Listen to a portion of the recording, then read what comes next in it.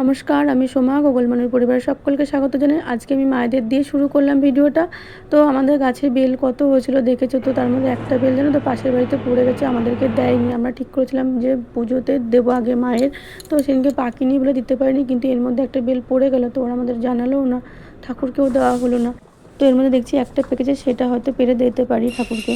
এখন সকালবেলায় ভাত টাত বসিয়ে দিয়েছি, আর এই যে গাজর, বেগুন, কুমড়ো আর এই যে সজনে ডাঁটাগুলো দেখছো, এগুলো হচ্ছে মেজদি ভাই বাড়ি থেকে এনেছে।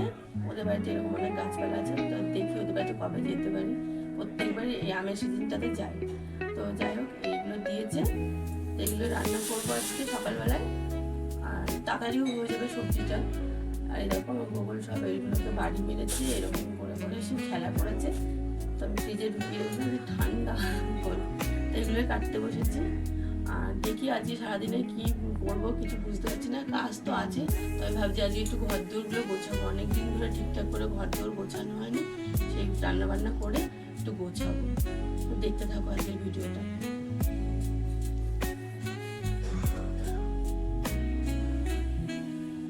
তো এই দেখো, সব কটা ডাটা আমি দিইনি, আবারও রেখে দিচ্ছি। এই কটায় হয়তো হবে না, ও বাবাকে বলবো আর দুটো নিয়ে আসতে, দুটো তিনটে, যাই হোক ওদের যা হবে তাই আনবে। তো উচ্ছে দিয়ে, বেগুন দিয়ে আর কাঁচকলা আনতে বলবো, আলু দিয়ে। আমার বাপের বাড়ি ওইদিকে বড়ি দিয়ে শুক্তো রান্না করে, সেটা কালকে ভাবছি করবো, তার জন্য আমি রেখে দিলাম। আমার খুবই ভালো লাগে সজনে ডাঁটা খেতে, আমার তো খুবই ভালো লাগে জানি। আর এই দেখো, এই মিষ্টি আলু, টমেটো, কুমড়ো, মিষ্টি কুমড়ো আর কি, বেগুন, সমস্ত কিছু দিয়ে একটা সবজি করবো, তাও ডালের বড়ি দিয়ে। মা ডালের বড়ি এনেছে পর থেকে শুধু ডালের বড়ি দিয়েই রান্না করছি। আর আমার মেয়ে আর আমি ডালের বড়ি দিয়ে খেতে খুবই ভালোবাসি, ওর বাবা একটু অপছন্দ করে। আর গরম পড়ে গেছে, এরপরে বেশি গরম পড়লে আর ডালের বড়ি খাওয়াই যাবে না।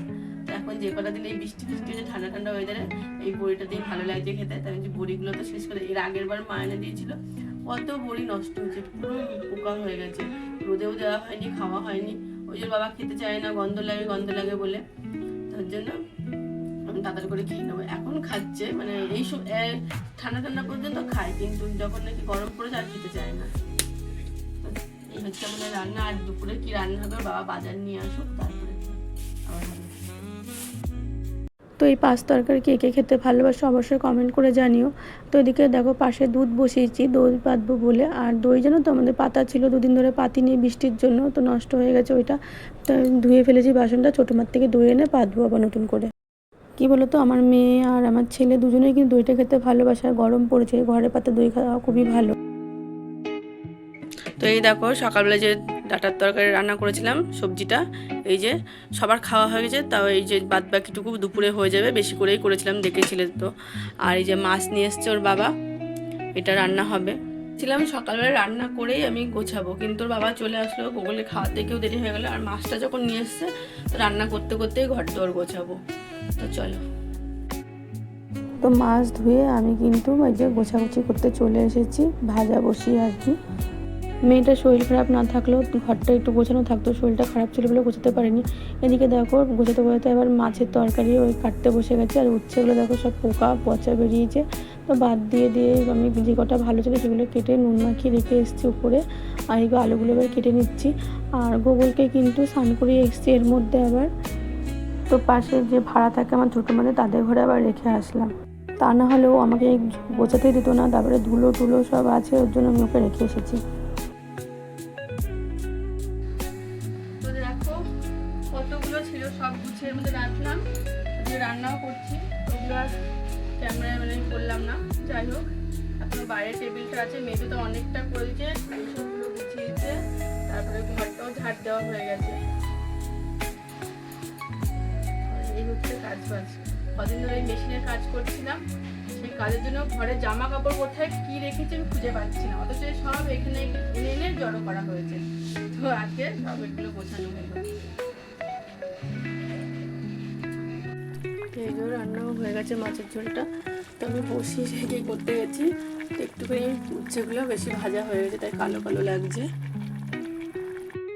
এবার বাইরের জায়গাটা পরিষ্কার করতে এসেছি। আর কি বলো তো, আমার গোগল চামচ বাটি নিয়ে খেলা করে এই ঘর কোথায় যে ফেলে রেখেছে বুঝতে পারছি না, তবে বাটিগুলো খুঁজে পেয়েছি একটা একটা করে।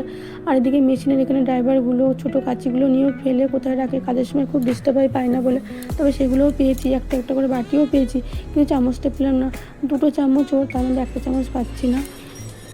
পাশের ঘরটা খুঁজলে হয়তো পাবো, কারণ ওই ঘরটা পরিষ্কার করিনি এখনো। কেউ বলবে?